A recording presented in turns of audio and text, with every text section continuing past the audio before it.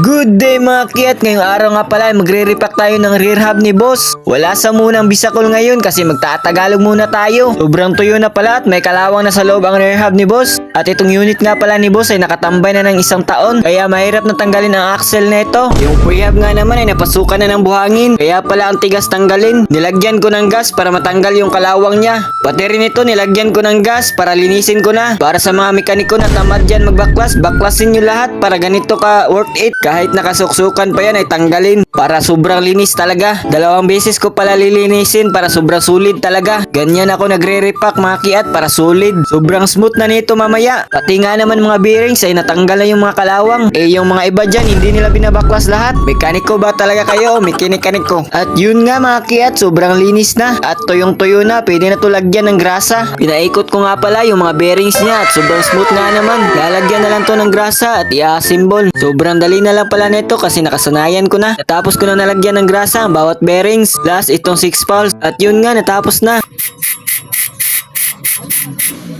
All goods na mga kiat. Cogs na lang ikakabit ko. At napangiti nga si boss sa sobrang solid. Tapos ko na nakabit yung cogs. At shoutout nga pala kay Cyrus Lacar, Marjun, Joey Ziljan Valdez, Benjong, TG Masangwed, David Deleno. At yun nga, natapos na. Goods. Bye-bye!